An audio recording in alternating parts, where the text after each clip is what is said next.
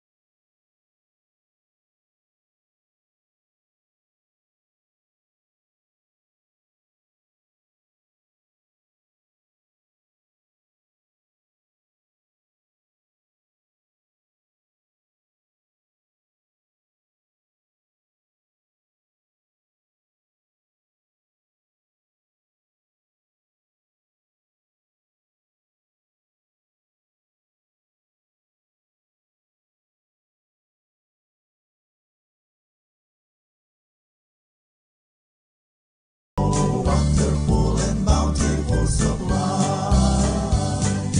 drinking at the springs of living water. And now my soul is satisfied, drinking at the springs of living water. Oh, wonderful and bountiful supply. Oh, wonderful and bountiful supply.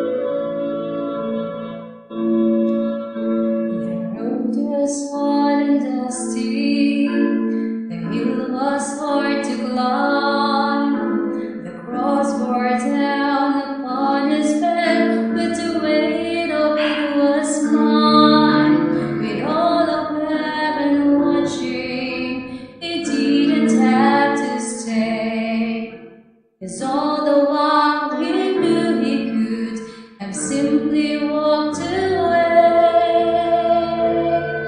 He could have simply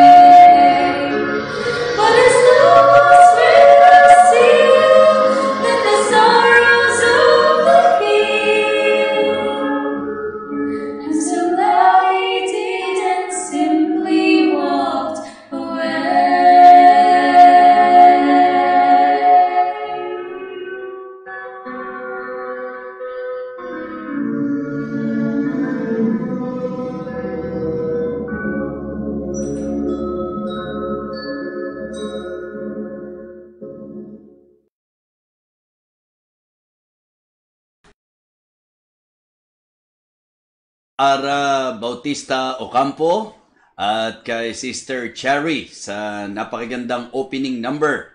At sa bawat isa po, nais ko po kayong batiin ng maganda at mapagpalang gabi po. Tayo po ay nagpapasalamat at nagpupuri sa Panginoon sapagkat mayroon na naman tayong pagkakataon na magsalo-salo po sa kanyang banal na salita dito po sa ating Feasting on the Divine Verses online ministry. Kaya po yung mga naka-tune in na po ngayong gabing ito, nais po naming iparating sa inyo, particularly ang inyo pong lingkod, ang aking pong pasasalamat sa inyo pong patuloy na pagsubaybay, at syempre po sa pananalangin at pakikipagtulungan na sa pamagitan po ng feasting na ito ay maipalagana po natin ang salita ng Diyos. Actually po, napakasaya po ng inyong lingkod sapagkat kanina meron po akong nakausap na kung saan 1 year na po na siya'y nakikinig ng feasting. Ano po? So siya'y talagang very expressive at sa totoo lang po, medyo nahiya po ako sa kanya. Kaya gusto ko pong i-shout out si Marivic Alipio ng Abra. Alam nyo, 1 year na po siya sa kanya pong pakikinig dito po sa ating pong gabi-gabing pag-aaral. At napag-alaman ko po na 1 year na rin po ang kanyang friend request at ang kanya pong may message po siya sa akin at hindi ko po ito nabigyan ng pansin. But I am very happy because kanina po nagkaroon kami ng pagkakataong mag-usap at sobrang nabe-bless po ako kung paano po niya in-express ang kanyang puso na nagpapasalamat po siya. Of course, meron po siyang religion na kinabibilangan, pero ginamit po ng Panginoon ang Feasting on the Divine Verses to enlighten her mind sa mga spiritual na katotohanan mula po sa salita ng Diyos. At ang kagandahan po nito, na ibabahagi pa po niya ang kanyang natututunan. Kaya Marivic Alipio, muli, pasensya ka na hindi ko right away nabigyan ng pansin yung iyo pong friend request. But I'm very happy na ngayon friend na tayo sa FB at sobrang na-encourage mo ko sa naging expression mo ng papuri mo sa Diyos at iyong pasasalamat sa naging blessing ng feasting sa buhay mo. Kaya alam ko na marami pa po ang talagang napagpapala at alam nyo po kung kayo po ang nakapag-invite, kung kayo po ang nakapag-watch party sa mga naliwanagan at napagpala, bahagi po tayo sa gantimpala ng Panginoon. Kaya nga, yun po ang kanyang sinabi sa akin na meron lang daw pong nag-share sa kanya nung feasting and then since then, nanood na po siya at nakakaisang taon na po siya. Kaya Marivic Alipio, bumawi naman ako sa iyo ngayon. Sina-shout out kita ngayon sa ating feasting. Ano? So, and then, gusto ko rin pong i-shout out. Medyo na-miss ko na yung mga Bible studies po natin sapagkat medyo napahinga tayo ng ilang gabi at ilang linggo. Okay, yung mga alaga po natin at mga anak natin dyan sa Japan. So, nais ko pong i-shout out kayo. At itong week na ito, balik na yung ating Bible study. Ha? Lalo na yung nakikita nyo po na nahandyan lagi. Dahang Soriano, Miho Domingo, di po ba? So, at si Ate Joy. So, at yung mga kasamahan pa po natin. So, kaya ngayong week na ito, resume na po ang ating Bible study. Siyempre po, yung Bible study natin sa Milan, diyan naman po sila Ate Sheila, sila Sister Irma, at siyempre po ang Enriquez family. So kita nyo bawing-bawi kayo sa shoutout ngayon. At siyempre, na-miss ko ng medyo matagal, matapos ang kanilang baptism, hindi na po kami nakapag-Bible study ng dalawang magkasunod. And they understand kung bakit po. And I praise the Lord sapagkat after this, ayan, balik tayo sa Baltasar at Gonzales family dito naman sa Philippines, okay? So, kaya shout out para sa inyong lahat. At ngayon po, mga minamahal, gusto ko rin pong batiin natin ang ating mga birthday celebrants. Ayan. Sapagkat naniniwala po ako na sa pagbating ito, talagang mararamdaman po natin ang ligaya ng buhay. Okay? So, hindi ko po makuha, hindi ko po magaya po ang ating magiting nakamanggagawa, si Pastor Rodel Tumolak. Happy birthday, Pastor Rodel! At syempre po, gusto rin nating batiin si Sister Eli Arce. Happy birthday sa iyo. At ipagpe-pray ka namin, ha, Sister Eli. Ganon din po, nais kong batiin ang aking mga apo. Yes, mga apo na po ito, mga minamahal. Si Danjay, si Althea, at si Eliza De Vega. Imagine nyo po, napakatipid na handaan po ito. 3 magkakapatid po yan, sabay-sabay ang kanilang birthday. So, at mahirap naman so magre-regalo dahil 3 ang re-regaluhan. So mga apo, happy birthday sa inyo, ha. Natutuwa akong nakikita na kayo'y aktibo sa inyong buhay sa Panginoon at napakaganda rin na yung inyong performance sa school, napakainam. Very good. Kaya happy birthday. We would like to greet also ang isa sa ating kaibigang pastor. Walang iba kundi si Pastor Joey Arañez. Happy birthday po, Pastor Joey Arañez. At isa pong kaibigan din na matagal na kaming hindi nakikita. But I'm very happy na siya po'y mabati po natin ngayon. Walang iba kundi si Brother Lito Boy Palconitin. Happy birthday, Brother Lito. At ang isa sa youth pastor sa lugar po ng Maranding. Batiin din po natin si Pastor Dexter Gonda. Happy birthday, Pastor Dexter. And then si Joyce Doon. Happy birthday kay Joyce Doon at kay Kuya Happy Rivera. So, yan po ang mga birthday celebrants po natin. At ngayon po, gusto kong i-advance na po ang pagbati natin. Bukas po, birthday din po ni Teacher Flo. Okay? At si Teacher Flo, nandito po siya ngayon sa bahay. At talagang blessing po ang manggagawa po natin ito. Happy birthday in advance kay Teacher Flo. At ngayong gabi, natuwa lang po ako. Ang ganda po, oh. May nagbigay po sa akin itong yung Saved. Ayan. Ito po ay Saved Clothing. Wear the faith. Ayan. Ang ganda po. So, ito po yung t-shirt na napakaganda. Ayan. Exodus. Tapos yung nasa likod niya, yung dinivide po yung Red Sea. At may paalala doon sa ilalim. Diba? Fear ye not, stand still. Gusto ko lang pong pasalamatan ang nagbigay po nito. Thank you so much kay Brother Ryan Rosare at syempre kay Sister Len.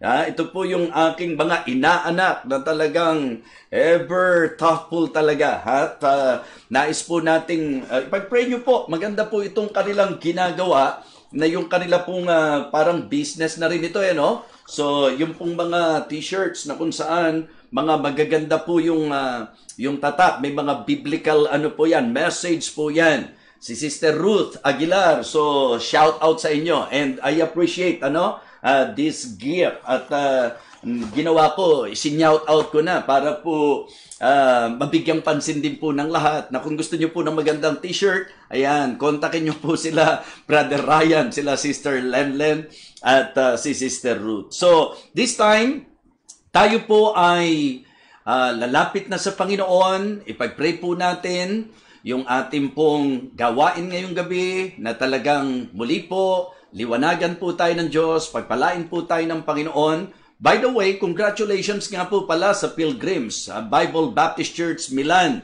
sa kanilang matagumpay na anniversary celebration. So, sila Pastor Manimtiam at ang mga kapatiran po natin sa Pilgrims Bible Baptist Church Milan. Congratulations po. So, this time, magpe-pray na po tayo. Hilingin po natin, nagabayan po tayo ng Panginoon sa ating pong magiging pag-aaral. At yung ilan din po sa mga prayer requests. This time, maintindihan nyo po sapagkat syempre po, more on feasting on the divine verses po tayo. So kung may mga specific request kayo, okay po yan. Pero ang ginagawa po natin, lalo na po sa mga may karamdaman, talagang syempre po, una, alam naman po ng Panginoon kung sino-sino po sila. At kung kayo po mismo yung mayroong karamdaman, sabayan nyo po ako sa prayer na habang nagpe-pray ako, mag-pray din po tayo para tayo po ay makalapit at makadulog sa Panginoon. So sige po, let us pray.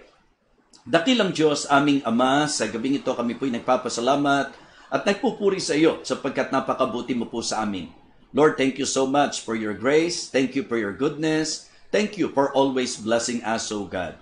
Lord, we want to thank you for the survival and for your faithful provision in spite of this pandemic. Lord, subok na subok ka po namin. Salamat po sa mga problema na binigyan mo po ng solusyon. Salamat po sa pagtulong mo sa mga businesses at sa mga trabaho. Salamat din po, Panginoon, sa iyo pong patuloy na pagbibigay sa amin ng kalakasan at maging sa mga naging kagalingan po ng mga may karamdaman. O Diyos, siling po namin na ikaw po ang siyang patuloy na magpala at magbigay ng patuloy na sigla at lakas, lalo na po sa physical po nilang kalagayan. Lord, thank you so much sapagkat maraming bagay na po ang amin pong inilapit sa iyo na sadyang nakita po namin na sa iyong panahon, sa iyong paraan, ikaw po ay sumasagot sa amin. O Diyos, pakalinisin mo po ang aming kaisipan, ang aming kalooban, ang aming buong pagkatao. Nawa kami ay makalapit sa iyo na wala pong magiging mga balakid at hadlang. Lord, dalangin po namin si Sister Eli, Panginoon, hiling po namin na siya po ay patuloy mong pagpalain at nawa dakilang Diyos, walang anuman yung kanya pong sitwasyon ngayon.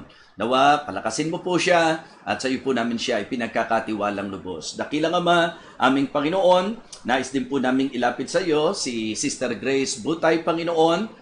Higit kailan pa man, kailangan po niya ngayon ng iyo pong guidance, ng iyo pong pangunguna sa kanya. Give her wisdom, O God, and please strengthen her. At nawa dakilang Diyos, maiprepare mo po sila sa kung ano po ang napakagandang plano mo po para sa kanila. Ang kabuuan ng kanilang pamilya, lagi mo pong ingatan.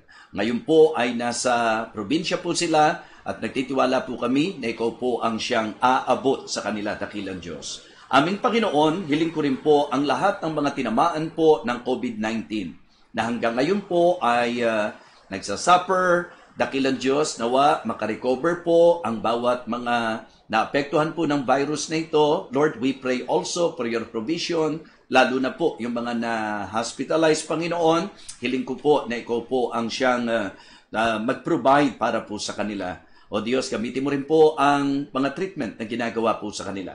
Patuloy po ang paglapit namin sa iyo para po sa complete recovery ni Preacher Henry. Panginoon, alam mo po ang kanyang puso, ang kanyang eagerness na patuloy kang mapaglingkuran. And I know na meron ka lamang pong purpose na wadakilang Diyos, ikaw po ang siyang magbigay ng patience sa kanya. And please help him to recover speedily, Panginoon. Ikaw po, dakilang Diyos, ang amin din pong naisilingan na talagang patuloy na magpalakas po kay Dr. Ferdy Marasigan. Ang iyo pong patuloy na makapangyarihang kamay, ang iunat mo, dakilang Diyos, at hipuin mo po siya, pagalingin mo po siya. O Diyos, ang patuloy na comfort po sa mga namatayan, dakilang Panginoon, ang pamilya Iborda po, dakilang Diyos, ang pamilya po ng Ugay, at ganun din po, dakilang Diyos, siling namin na talagang patuloy mo po na bibigyan kami ng comfort sa mga panahong kami po ay merong mga kapighatian. Dakilang Diyos, hiling din po namin na ikaw po ang magpala sa lahat ng mga businesses, ang mga ipinagpe-pray po namin sa iyo, ng mga cancer patients, Panginoon, ikaw po ang magpagaling po sa kanila, at dakilang Diyos, ang mga ministries namin here and abroad, pagpalain mo po ang lahat ng mga pastors, dakilang Diyos, maging ang mga extension work, dalangin ko po, dakilang Diyos, na ito po ay iyong patuloy na pagpalain. Ang mga frontliners, Panginoon, iyo rin pong patuloy na gabayan at nawa maingatan po sila at mailayo sa virus. Ang mga darating na activities po, katulad po ng amin pong online Bible Conference this coming Saturday, Lord, dalangin ko po na ito po yung pagpalain. Ang Watchman of the Night, dakilang Diyos, na kung saan ilang gabi po ito sa gawain po ng Hillside Bible Baptist Church. Lord, panalangin po namin ng tagumpay nito kasama po ang iyong lingkod. Hiling po namin ng mga speakers, dakilang Panginoon. Gabayan mo po, bigyan mo po ng karunungan. Gamitin mo po ang mensahe na ilalagay mo sa kanilang puso upang maibahagi. Dakilang Diyos, ngayong gabing ito, muli ko pong ipinagkakatiwala yung mga specific na prayer request na hindi ko po matatanda ang isa-isa, pero ikaw po, dakilang Diyos, ang nakakaalam sapagkat naniniwala ako, dakilang Panginoon, na bago pa namin hingin, ito po ay alam mo na, dakilang Diyos. At sa iyong kalooban, kung kami po'y magtitiwalang lubos, ito po, dakilang Diyos, ay iyong tiyak na sasagutin. Kaya Panginoon, hinihiling ko po ang lahat ng may mga dinaramdam, may mga problema, may mga conflict sa kanilang buhay, dakilang Diyos. Lord, I pray na tutulungan mo po ang mga nahihinaan ng loob. O Diyos, palakasin mo po. At dakilang Panginoon, gamitin po ang ministeryong ito upang patuloy na mapagpala po ang bawat isa. Sa iyo po namin pinagkakatiwala, dakilang Diyos, ang aming magiging pagsasalo-salo ngayong gabi, sapagkat ito po ang aming panalangin sa pangalan po ng aming Panginoong Jesus. Amen. Amen. Okay, so praise the Lord. And before our feasting, before our Bible sharing, makinig muna po tayo ng isa pang tanging bilang at ang maririnig po natin ay ang ating isa sa birthday celebrant.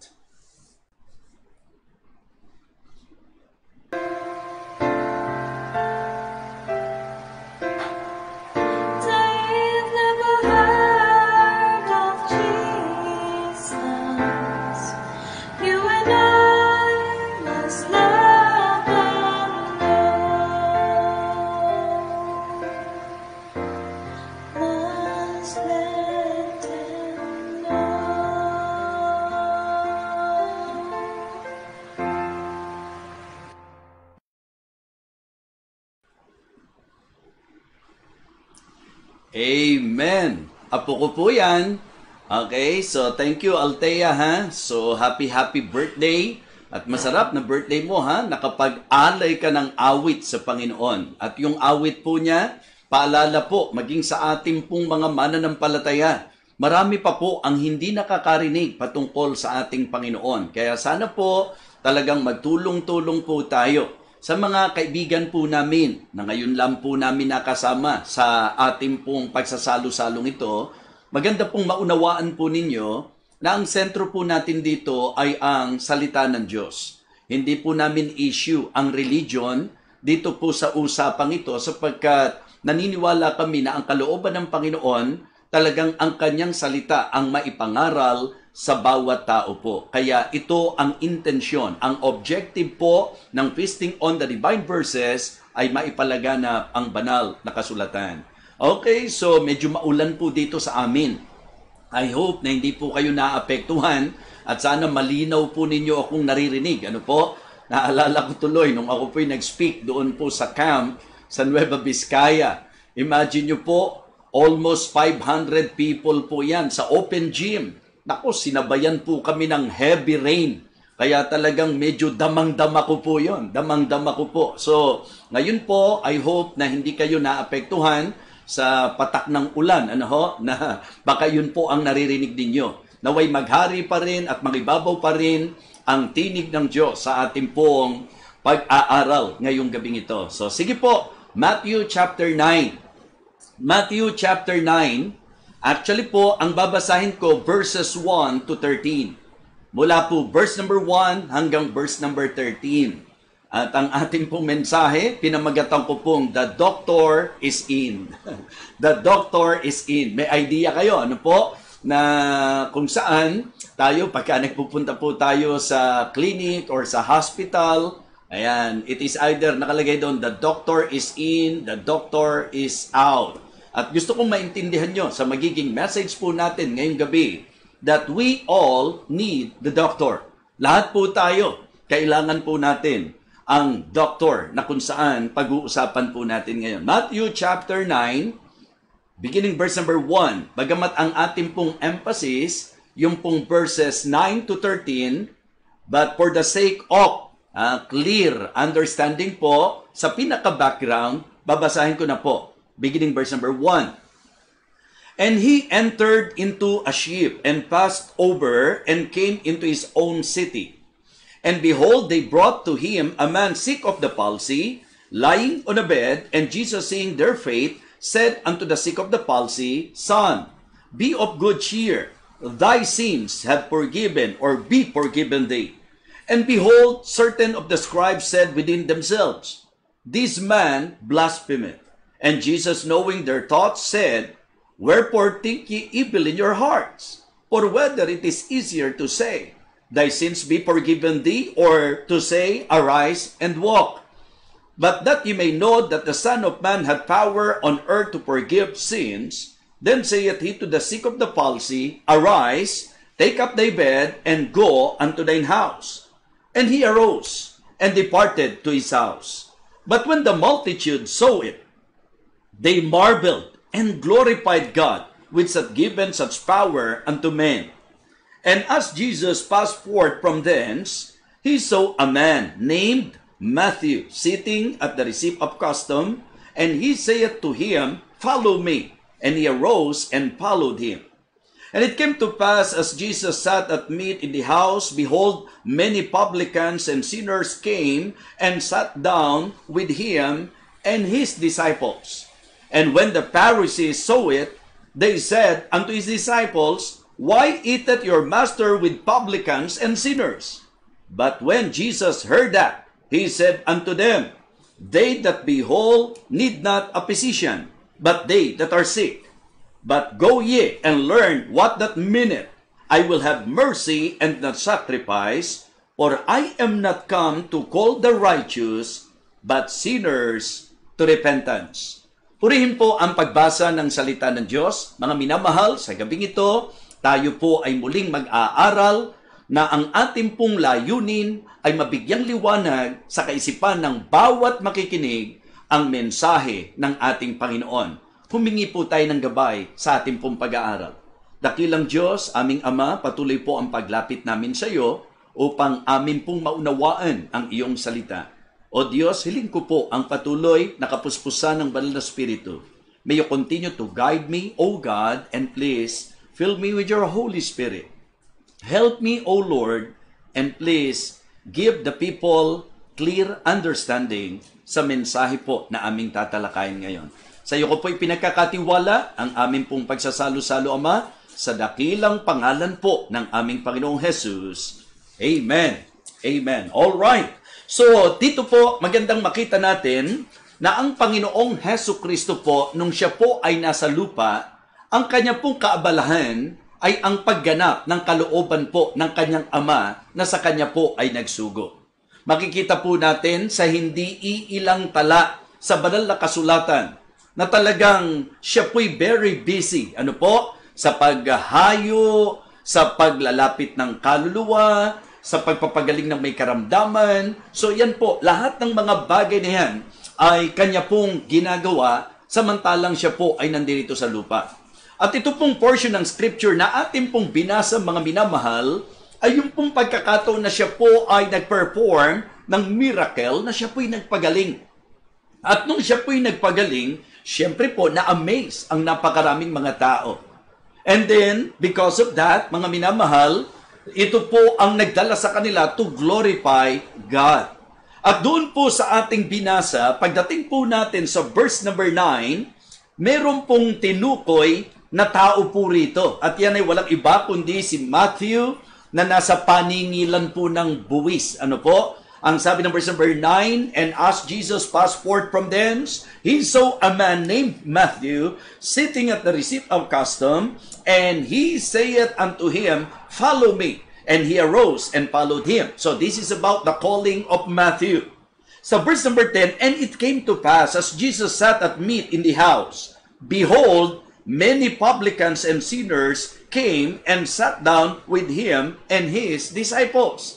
So yung mga publikano, ano po, yung mga maniningil ng buwis, mga kapatid, ito po yung mga nakasalo ng ating Panginoon. And because of that, in verse number 11, And when the Pharisees saw it, they said unto his disciples, Why eateth your master with publicans and sinners? Yung mga Pariseo po ang nagsabi po niyan. And in verse number 12, But when Jesus heard that, he said unto them, They that be whole need not a physician, but they that are sick. But go ye and learn what that meaneth. I will have mercy and not sacrifice. At ang kanyang emphasis, For I am not come to call the righteous, but sinners to repentance. Ngayong gabing ito, gusto ko pong sa isang simpleng paraan at sa maiksing pag-aaral po, tayo po ay maliwanagan patungkol sa katotohanan sa pinakadakilang manggagamot na dapat makilala ng sangkatauhan. But let me first, give to you, sa unang puntos po natin, Una po, let us consider the publicans. Okay? So, ito pong mga publikano. Sila po ay mga tinitingnang marumi at masama. Sila po ay sinasabing mga makasalanan. So, kaya ito po ang unang puntos na nais ko pong idiin po sa inyo sapagkat yan po ay bahagi po ng mga talatang ating binasa. Okay? Unahin na po natin si Matthew. Siya po ay tax collector. At ang kanila pong masasabi nating attitude sa mga tax collector, talagang tinitignan po nila na ito po'y mga sobrang sama. Di po ba? Kaya nga ang termino po, mga makasalanan. Alam niyo po, pagka Biblia tinanong natin, sa Biblia po, ang deklarasyon ng salita ng Diyos, ano po? Sa Romans chapter 3 verse 23, ang sabi po, for all have sinned and come short of the glory of God. Ang malinaw po na sinasabi ng Bible, lahat daw po ay makasalanan. Lahat ay nagkasala at hindi nakaabot sa kalwalatian ng Diyos. Yun po ang realidad. Yun po ang malinaw na sinasabi sa banal na kasulatan. Kaya nga kapag po inugat po natin sa usaping kalagayan ng tao bilang makasalanan, ang sabi po ng Romans chapter 5 and verse number 12. Romans chapter 5 and verse number 12. Wherefore, as by one man sin entered into the world, and death by sin, so then death passed upon all men, for that all have sinned. Pero dito po, mga minamahal, magandang makita natin na tayo po sa ating buhay, dapat yun ang unang harapin nating katotohanan. Sa mga kaibigan po natin na nakikinig po ngayon, pare-pareho lang po tayo. Kung talagang Biblia po ang ating pong pagbabatayan, kung Biblia po ang ating pakikinggan, pare-pareho po tayong makasalanan. Ginamit ko lang po sa puntos natin dito yung pong publican na nagre-represent sa sinners, but in reality, in the clear teaching of God's words, we are all sinners. Ako at ikaw ay makasalanan. At dahil tayo po ay makasalanan, ang tao po ay mapapahamak. Ang tao po ay patutungo sa impyerno. Alam niyo po, sa nakikita ko po, maganda pa nga na dito, aware po, even the publicans, na yun po ang kanilang kalagayan. Sapagkat pag pinag-usapan po natin ang ikaliligtas ng tao, ang unang bahagi na dapat makita natin dito para ang tao po ay magkamit ng kaligtasan, ay yung pag-amin. Yung pag-amin po ng tao na siya ay makasalanan. Yun po ang unang-unang bagay na dapat po nating ma-realize that we are all sinners. Kaya nga ang sabi ng Panginoon, kaya naman talaga siya pumarito para sa mga makasalanan. Di po ba? Siya'y naparito upang hanapin at iligtas ang mga nawala, para iligtas ang mga makasalanan. Alam niyo po ba, ang sabi po ni Apostol Pablo, talagang sa pagpapatibay po niya ng katotohanan ito, when he wrote to Timothy, yun po ang kanyang sinabi.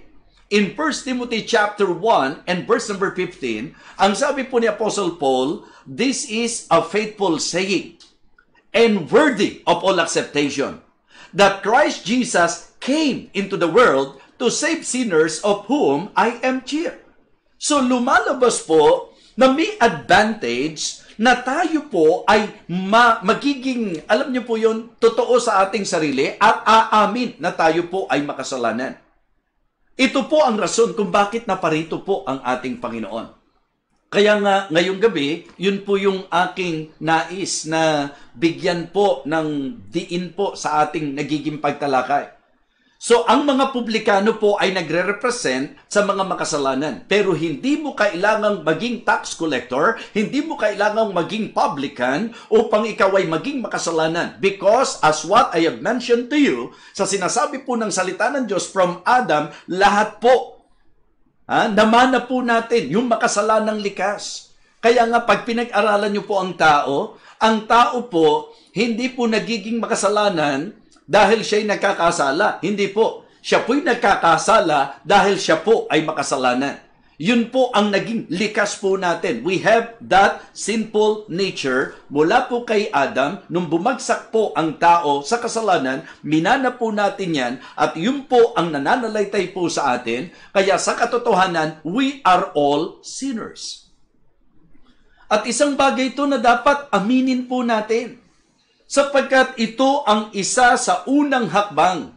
Ang kaligtasan po, ito'y sa pamagitan ng pananampalataya po sa ating Panginoon. Malinaw po yan na tinuturo po ng banal na kasulatan na ang kaligtasan po by faith, pananampalataya po. At ang pananampalatayang ito ay ating pong isasagawa sa pamagitan po ng pagharap sa katotohanan at pag-amin na tayo po'y makasalanan, pagsisisi po sa ating kasalanan. Dahil nga makasalanan po tayo, ang marapat po, mga minamahal, yung pong mapatawad po tayo ng Panginoon. Hindi ba nakita nyo naman doon sa unang portion po ng Matthew chapter 9, yung man sick of the palsy? Hindi ba? Kung tutuusin po, ang pinag-uusapan, pisikal na kalagayan po niya, na siya po ay lumpo. Pero ano po ang sabi ng Panginoon sa kanya? Thy sins be forgiven thee. Ang kasalanan mo ay pinapatawad sa iyo. Kasi yun po ang unang dapat isettle ng tao. Dahil tayo po'y makasalanan, higit sa ating pisikal na kalagayan, what we need is God's forgiveness, and the Bible is actually teaching us na para daw po tayo mapatawad, kinakailangan po nating magsisi. Napakaganda po na ito ay ating pong pansinin, sapagkat hindi po pwede na tayo po'y maliligtas nang hindi po natin kikilalanin at pagsisisihan po ang ating mga kasalanan. Ang linaw-linaw po Tingnan nyo po dito sa text po natin. Hindi ba ang sabi po ng verse number 13, But go ye and learn what that meaneth, I will have mercy and not sacrifice, for I am not come to call the righteous, but sinners to repentance. So dahil makasalanan po tayo, kailangan po magsisi po tayo. Sa 2 Peter chapter 3, verse number 9, hindi ba, isa to sa laging binabanggit po natin. Yung patibay na ang Diyos talaga, ang Panginoon talaga, ang gusto po niya, maligtas po ang mga tao sa kabila po na tayo'y makasalanan. Pero ang linaw po, ang sabi ng verse number 9 ng 2 Peter chapter 3, The Lord is not slack concerning His promise, as some men count slackness, but is long-suffering to usward, not willing that any should perish, but that all should come to repentance. So para po sa ikaliligtas ng taong makasalanan, ang kailangan po niya ay magsisi. And then, sa John 1:12, kinakailangan po na ang makasalanan na umamin sa kanyang makasalanang kalagayan ay humingi ng tawad, magsisi po, sapagkat hindi kalooban ng Diyos na ang tao po'y mapahamak. Yan po ang dapat ikasaya po ninyo, mga kaibigan. Na ang inyo pong pinakikinggan ay isang tagapangaral na hindi po religion ang ini-introduce sa tao. Na ang intention po natin is not to attack. Anumang relihiyon po, hindi po atake ang gusto natin. Our intention, our purpose, our desire is to share the Word of God. At ito po yung sinasabi ng salita ng Panginoon. Katulad yan, pinag-uusapan po natin ang kaligtasan. Bakit po ba kailangan ng kaligtasan? Sapagkat ang tao po'y makasalanan. Kung ang tao po'y hindi makasalanan, hindi po kailangan ng kapatawaran. Hindi po kailangan ng kaligtasan. Kaya nga, binibigyan ko po ng weight sa ating pong pag-aaral ngayon, yung pong napakahalaga na makita po natin na kung dito po sa unang puntos natin, the publicans, ito po'y nagre-represent sa mga sinners at kasama po tayo doon, ang kalooban ng Diyos is for us to admit, aminin po natin na tayo po'y makasalanan. Okay? At tayo po ay magpakababa, magsisi po tayo, hingi po tayo ng kapatawaran sa Diyos. And in John chapter 1 and verse number 12, ang sabi po, But as many as received Him, to them gave He power to become the sons of God. Sino raw po yun? Even to them that believe on His name. Yung mga nagsisampalataya sa Kanyang pangalan. Kaya nga, mga kaibigan, napakaganda po na kumbaga, sasabi po ng mensahe po ng ating special number, marami pa po ang hindi nakakarinig ng patungkol sa aral o sa ating Panginoong Jesucristo. Ngayon po, itong ministeryong ito, yan po ang intensyon na maiparinig po natin ang patungkol sa ating Panginoong Jesucristo na siya po'y naparito para sa makasalanan. Kaya ang mga publikano, sila po ay nagre-represent ng makasalanan at tayo po sa katotohanan, tayo po ay kabilang at kasama sa mga makasalanan. Kasi yan ang laging sinasabi ko. Pagka po kami noon, meron kasing mga door knocking po kami, house-to-house visitation, tract distribution, witnessing, street witnessing o street preaching. Ang laging sinasabi po namin, pag tinignan nyo po yung deklarasyon ng Bible kung sino makasalanan, diba? Kasi ang iba po, ang laging sinasabi, yung kilala ko, napakabait na tao niyan. Well, naniniwala po ako na may taong mabait. Pero ang tanong ko po, pagka po ba mabait, ang ibig sabihin, hindi na nagkasala. So, yung kabaitan ng tao, hindi po nagpabago sa katotohanan na makasalanan pa rin po ang lahat. So, kaya kung ikaw ay may kilala, na sabi mo nga, mabuting tao o mabait na tao, mapagkawang gawa, matulungin.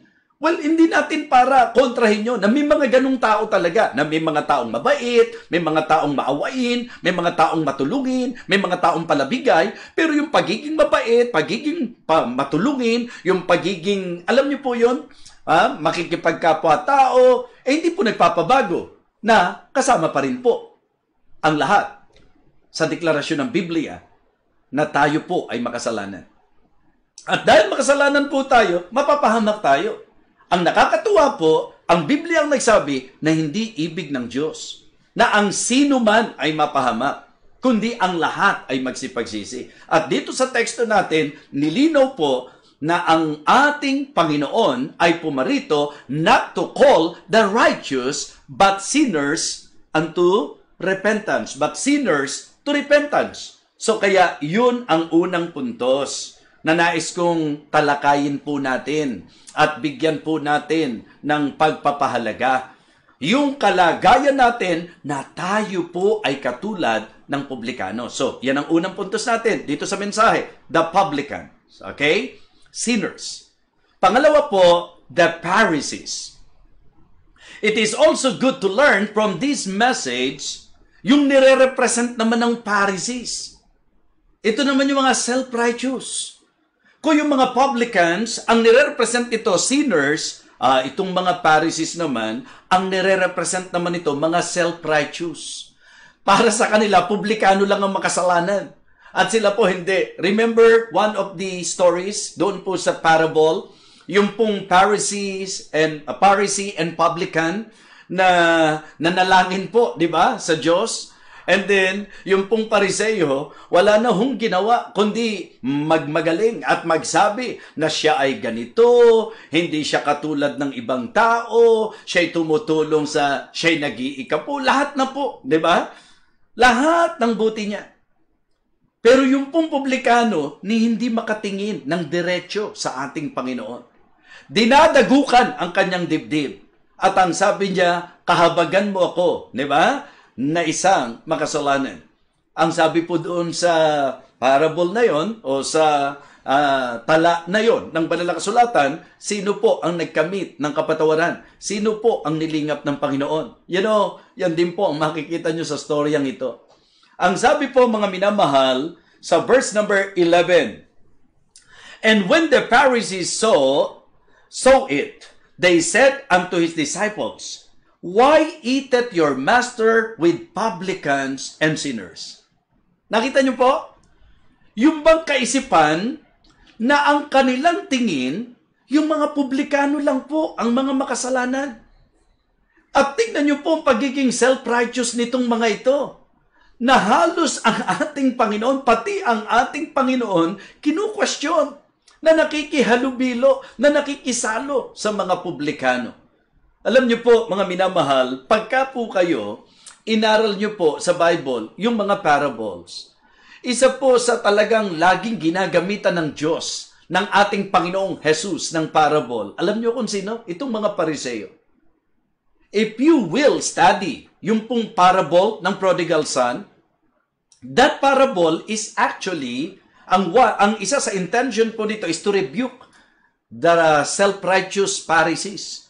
Yun po ang ipinakikita po doon sa storya. At ito po nire-represent nung kuya na nung ito pong bunso o yung batang kapatid talagang nagsisi, nanumbalik, ito pong kuya, ang takbo ng isip niya, mali yung ginawa ng tatay niya na matapos na magpakasama-sama yan, bakit niyakap mo, pinaghanda mo pa? Okay? Tapos, alam niyo po ang lumabas sa bibig niya? Yung pong puro katuwiran sa sarili niya. Ako, ganito ko. You know, sa panahon po natin, marami rin pong ganyan. In fact, ang isa po sa karanasan namin, pagka po kami ay nagbabahay-bahay sa soul winning, sa visitation po namin, ayan, si Deep Tinker, lagi pong kasama ko niyan sa visitation kasi siya nga po yung nag-train sa akin eh. Sa mga hindi po nakakaalam, si Deep Tinker po ang isa sa nag-disciple po sa akin. At alam niyo po, sa visitation, kami magkasama. At doon po sa aming paghayo, ang isa sa makikita po natin na attitude ng mga tao, pagka po tayo ay nagbibisita sa kanila, uy, siguro ang puntahan mo yung kapitbahay namin kasi grabe yun eh. Talamak na talaga yan eh. Yan, napaka-chismosa, yan, mga lasinggero. Yung bang ang tingin niya, siya, hindi niya kailangan, self-righteous ang tawag doon. Yung mga taong matuwid sa sarili. At alam nyo, disadvantage po yun. Disadvantage po yun na ang tingin mo sa sarili mo, matuwid ka. Hindi po. Kailangan pong humarap tayo sa totoo, sa sinasabi ng salita ng Diyos that we are all sinners. Lahat tayo kailangan natin ang ating Panginoon.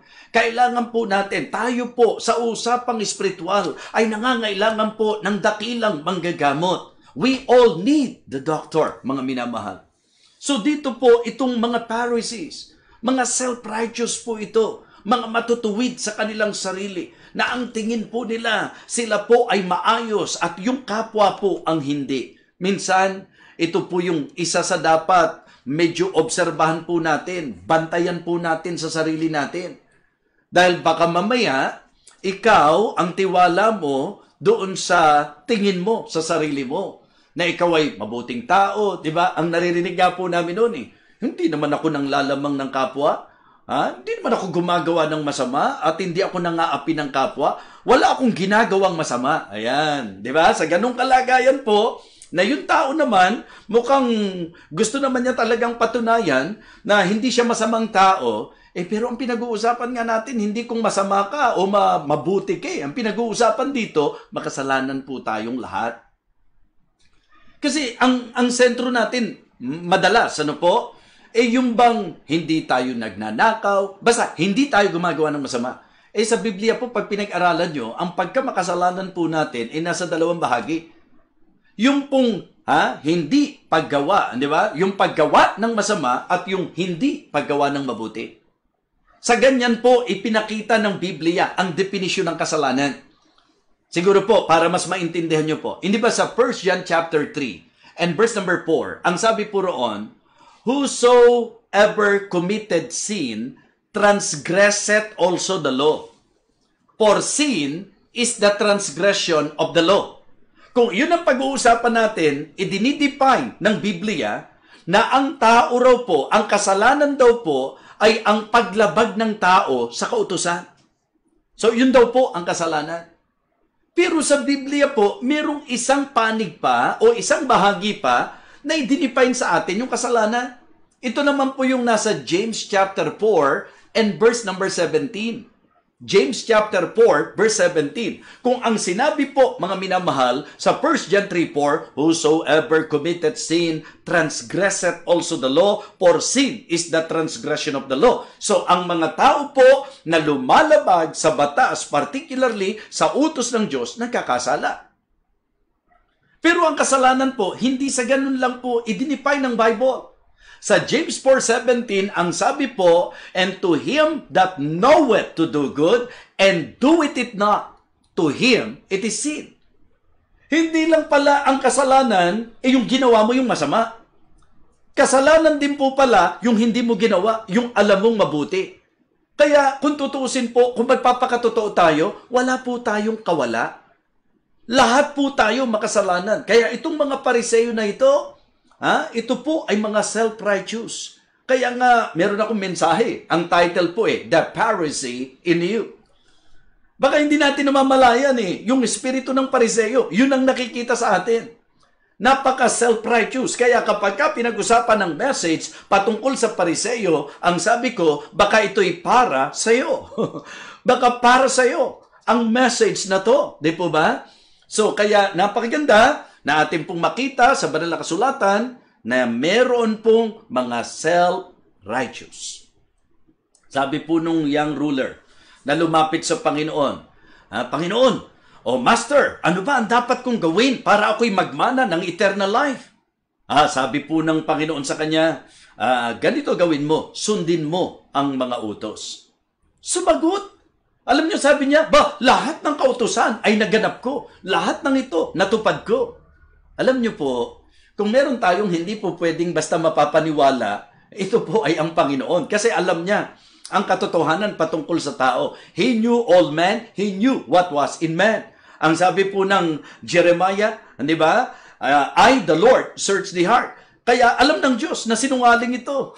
Alam ng Diyos na ito'y nagmamatuwid sa sarili. Kaya ang ginawa po ng Panginoon, sinubok siya. Ganun ba? Nasunod mo ang mga kautusan.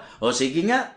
Ibenta mo nga ang lahat ng iyong mga tinatangkilik at ipamigay mo sa dukha. Alam niyo po, yung iba, ginawa pong doktrina yon na para daw pumaligtas, kailangan talagang magkawang gawa. Ito po, no. You should understand that the reason why the Lord Jesus Christ said that, it is because He would like to rebuke this self-righteous, di ba? Young ruler. Kasi alam ng Diyos na hindi totoo yung sinabi niya Kaya babagsak siya. Kaya nung sinabi ng Panginoon, ibenta mo yung mga ari-arian mo, ipamahagi mo sa dukha at magkaroon ka ng kayamanan sa akin. Actually po, hindi ang ibig sabihin nun, ang doktrina, para tayo marapatin, para tayo ariing ganap, magbenta tayo ng mga ari-arian. Abay, pagka yung po ang naging doktrina, marami pong babagsak. Di po ba? Pero ang intention lang ng Panginoon, ipakita sa kanya, sinungaling ka, hindi totoo yun. Dahil pinalalabas niya, nasunod niya lahat ng utos. Meron bang nakasunod ng lahat ng utos? Utos nga lang ng nanay mo at saka utos ng tatay mo Nilalabag mo Doon mo pa ba sa mga utos ng Diyos, palalabasin natin hindi tayo lumalabag? So yun po tayo. And in fact, kapag po ang ating naging katuruan, ang kaligtasan ay sa pagsunod sa kautusan, wala pong nakaganap at makakaganap ng kautusan. So kaya sabi po kasi ng Biblia, na kahit daw po ganapin natin at magsikap tayo na ganapin ang lahat ng kautusan, sumablay lang tayo sa isa, sablay po tayo sa lahat. At sa Biblia po, never na ituturo po yan.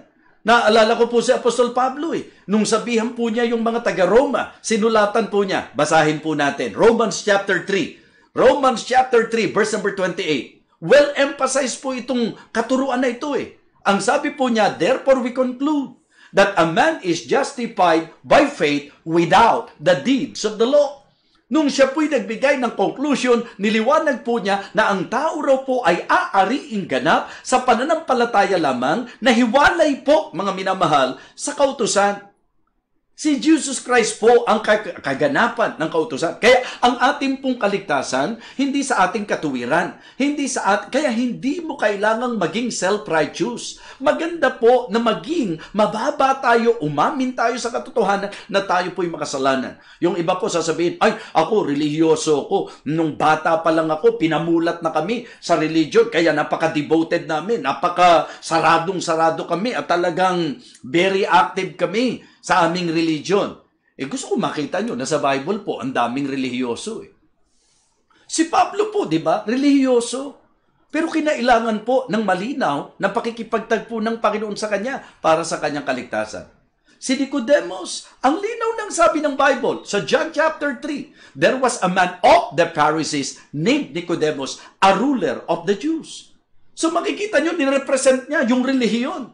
Diba? Ipinapakita po na siya ay masasabi nating nasa kanyang relihiyon. Pero anong sabi ng Bible? Except a man be born again, he cannot see the kingdom of God. Because religion cannot save us. Si Cornelius nga po hindi lang may relihiyon talagang bukod sa may relihiyon siya, naku, napakabuti po, napakatino po ng kanyang buhay.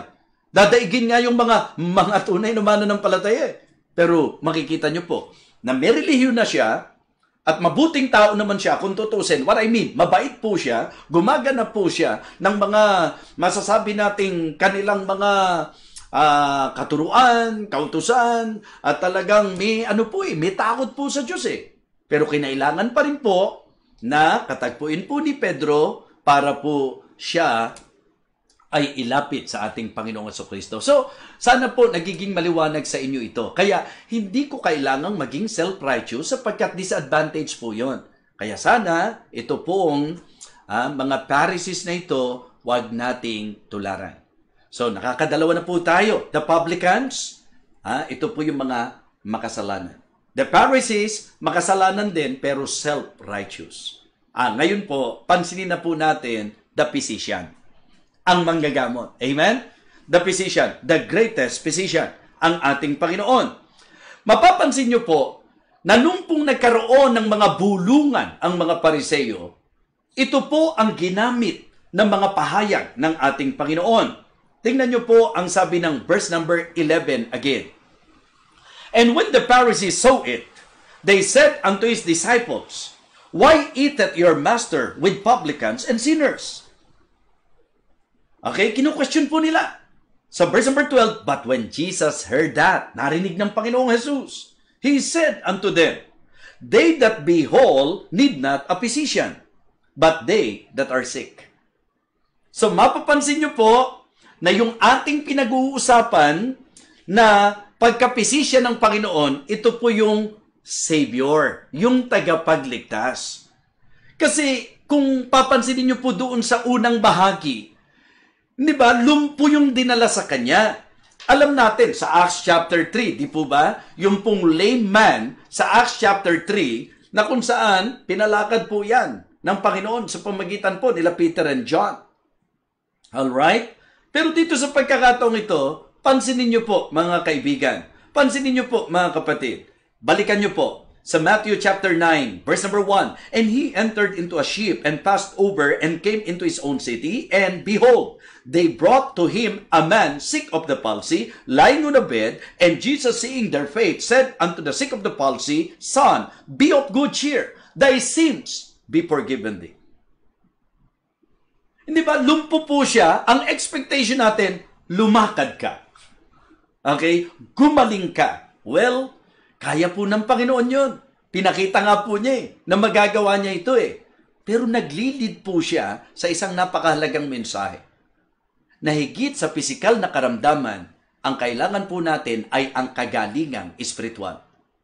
At ang kailangan po ng tao ay kapatawaran sa ating pong mga kasalanan. Kaya yun ang sinabi po niya. Sa verse number 3, And behold, certain of the scribes said within themselves, This man blasphemeth. Naku, sinabihan po nila na dahil sinabi ni Jesus, Son, thy sins be forgiven thee. Thy sins be forgiven thee. Alam niyo po kung bakit inaakusahan po nila ng blasphemy ang ating Panginoong Jesucristo? Kasi nga even yung pagka-Diyos ng ating Panginoong Jesucristo, kinu-question po nila malinaw po sa kanila na ang tanging makapagpapatawad lang ng kasalanan ay ang Diyos. Okay? Kaya po nila sinabi yon.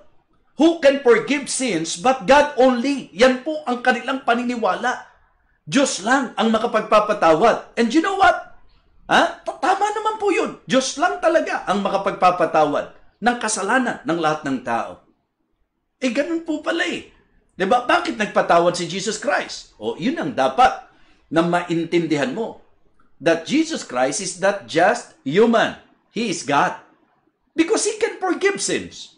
Siya po'y nakapagpapatawad. Baka man maging pilosopo tayo. Di ba? Ako, meron ding may kasalanan sa akin. Pinatawad ko. Ibang klase ng, ito po, paglilinis at paghuhugas ng kasalanan. Wala tayong kakayahang hugasan ng kasalanan ng kapwa natin. So kaya yung patawaran po natin, ito po yung ating pong relasyon na dapat maging maayos po doon sa nagiging pagkukulang natin sa isa't isa. Pero yung forgiveness na sinasabi po natin ay ang paglilinis, paghuhugas ng ating Panginoon ng kasalanan, and only God can forgive sins. And when Jesus said to this man na thy sins be forgiven thee, Jesus Christ is simply emphasizing His deity. Na siya po'y Diyos na nagpapatawad ng kasalanan. Siya po ang physician na akin pong sinasabi sa inyo. At alam nyo, ang kagandahan dito sa physician na ito, kasi tayo po, di ba, nakakaranas po tayo na yung pong mga doktor natin, may schedule lang na po pwede mong puntahan, at may mga pagkakataon, talagang pag nakita mo, wala kang magawa because the doctor is out. Pero our doctor, our greatest physician, our Lord Jesus Christ, the doctor is in 24/7. Any moment, anytime, nandyan po siya. At dito po makikita natin, ang sabi po niya, doon sa lumpo, pinapatawad sa iyo ang iyong kasalanan. Nung sinabi ng Panginoon at napag-unawa ng Panginoon, sabi kasi sa verse number 3, and behold, certain of the scribes said within themselves, this man blasphemeth. And Jesus, knowing their thoughts, said, wherefore think ye evil in your hearts? For whether it is easier to say, thy sins be forgiven thee, or to say, arise and walk. Medyo pansinin po natin ito.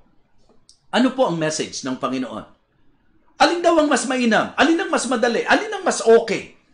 Yung ikaw ay gumaling sa sakit mo, pero hindi sa espiritu mo. Mas mahalaga po yung kagalingang espiritual. Mas mahalaga po yung masettle ang ating pong espiritual na katayuan sa harapan ng Diyos. Yun po, mga minamahal, ang gustong i-point out ng ating dakilang manggagamot. Ano ba ang madaling sabihin? Diba? For whether it is easier to say, thy sins be forgiven thee, or to say, arise and walk. Okay? Mga kapatid, mga minamahal, tandaan nyo po, sabi ng Panginoon, son, thy sins be forgiven thee. Pero dahil nga may mga nagbulungan, ito po pinakita niya. Ang sabi po niya sa verse number 6, but that you may know that the Son of Man had power on earth to forgive sins, then saith he to the sick of the palsy, arise, take up thy bed, and go unto thine house. And he arose and departed to his house. Amen?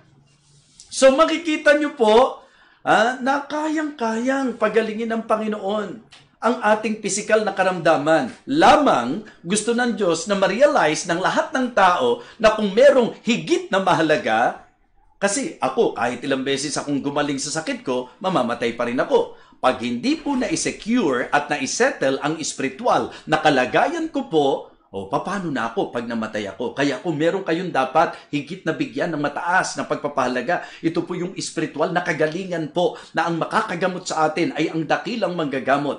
And the good thing about our greatest physician, is always available 24/7. Amen? So yan po mga kapatid. So, ang ginawa niya, di pinakita niya. Sinabi niya doon sa lumpo, tumayo ka, lumakad ka, buhatin mo ang iyong higaan. Grabe. Ngayon po maraming nagkiklaim na nagpapagaling Pero ang problema po, hindi po instantaneously. Di po ba? Ito po mga kapatid, hindi lang po yung dahan-dahan, hindi lang po ganun. Binuhat pa po. Ang sabi ng verse number 7, and he arose and departed to his house, but when the multitude saw it, they marveled and glorified God, which had given such power unto them. Ano pong message na gusto kong sabihin sa inyo about our greatest physician? He is the Savior. He is the Savior. The only Savior. At ang kanyang priority is the salvation of our souls. Pero gusto kong sabihin sa inyo that God is also able to heal us physically. Kaya rin po niya tayong pagalingin. Kaya nga sabi ko po, sa kalooban po ng Panginoon, kasi may purpose ang Diyos sa lahat ng bagay. Ikaw na may cancer, kung tutusin kayang-kaya ng Panginoon yan. Pero alam ng Diyos kung ano ang marapat. Alam ng Diyos kung ano po ang mabuti. Pero sinasabi ko po sa inyo, we cannot limit what God can do. Because His power, He is all-powerful. He can heal us sa anumang karamdaman po natin. We just need to trust the Lord. But what I would like to emphasize tonight in this message, ano ba talaga ang mas importante sa iyo? That is actually the exact question of our Lord Jesus Christ. Yung bang gumaling ka lang physically o maisettle mo muna ang kalagayan mo sa Diyos spiritually? Ang unang gustong ibigay na kagalingan ng ating dakilang manggagamot ay ang kagalingan ng ating pong kaluluwa. Ito po ay ang ating kaligtasan. Kaya nga, mga kapatid, sana po patuloy tayong magsama-sama, magtulong-tulong po tayo para patuloy po nating maipakilala si Jesus Christ, the greatest physician. Maipakilala po natin sa mga tao. And then, hayaan po nating ma-realize ng mga tao na bago pa ang kanilang mga karamdaman, physical, mas maganda po na ang maisettle ay ang kagalingan po nilang espiritual. Amen? Especially ngayon. Maraming mga tao po talagang medyo affected because of their, yung physical na karamdaman. Sabi ko nga, hanga tayo sa mga kapatiran natin. Tingnan nyo po, bakit sa kabila ng may cancer, may saya? Bakit sa kabila po ng mabigat ang karamdaman, payapa? Why? Kasi po, galing na sila spiritually. Pag galing ka spiritually, kahit anong mangyari sa katawan mo, panatag ka kasi alam mo na ang mawala sa katawang ito, mapasapiling ng Panginoon. At alam din natin na sa kalooban ng Diyos at sa kanyang kapangyarihan, kung luluobin niya, kaya po niya. Kaya lang po ang Diyos ay nag-ooperate sa kanyang sariling plano, hindi po sa ating sariling plano. Pero kaya po tayong pagalingin ng Panginoon. Si Hezekiah, napag-aralan po natin kagabi. Diba? Sayang nga lang, in-extend yung buhay niya. Isipin niyo po, nagkaroon siya ng matinding mga boils, di po ba? Pero tingnan niyo, yung kanyang karamdaman na yun, ang sabi ng Bible, sick unto death. When he prayed to God, pinagaling po siya, in-extend po, dinagdagan ng 15 years. Kaya ng Diyos kung loloobin ng Diyos. Pero ipinakita po, na tingnan niyo, kapag ka po dumating tayo sa ganong kalagayan po natin sa ating buhay, hindi talaga issue na masyado po yung physical more on spiritual. And that is actually the message. Ang sabi po, verse number 12, But when Jesus heard that, said unto them, They that be whole need not a physician, but they that are sick. But go ye and learn what that meaneth. Aralin yung wika, ang ibig sabihin nito. And then, ang sabi niya, I will have mercy and not sacrifice, for I am not come to call the righteous, but sinners to repentance. Kaya sa bawat isa po na nakikinig po sa ating pong pag-aaral na ito, ang panawagan ko po sa inyo, bigyang pansin po natin ang pinakadakilang manggagamot. Wala po sa Diyos yan. Kayang-kaya po ng Diyos na pagalingin ang ating mga pisikal na karamdaman. Pero gusto ko po na ang ma-realize natin ngayong gabi, ang ating pong dakilang manggagamot, kung meron po siyang main concern, ito po ay ang ating kagalingang espiritual. Ito po ay ang ating pagtiyak ng ating kaligtasan. Ito po ay ang pagkakaroon po natin ng maayos na buhay bilang isang Kristiyano. Kaya ngayong gabi, I hope and I pray na talagang tayo po ay muling naaralan, napagpala, naliwanagan. Kasi yun po yung gusto kong salita na ginamit po ni Marivic Alipio. Siya po'y may relihiyon.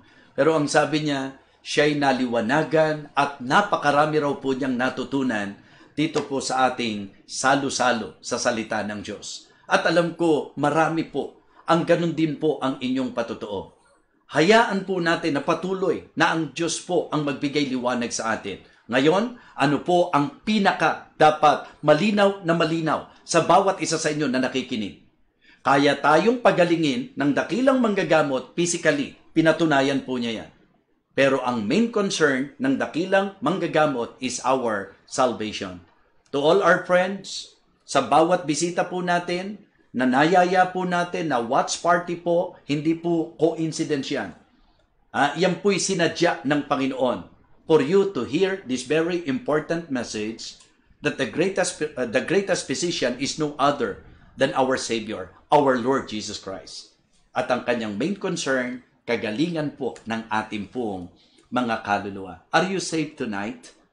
Tiyak mo na ba na kapag ka ikaw ay nawala sa mundong ito? Kasi hindi lang naman po yung mga may sakit ang namamatay Kahit walang karamdaman, kilakas-lakas, sa isang iglap, nagugulat na lang po tayo. Pagkatakdaan niya, mamamatay po siya.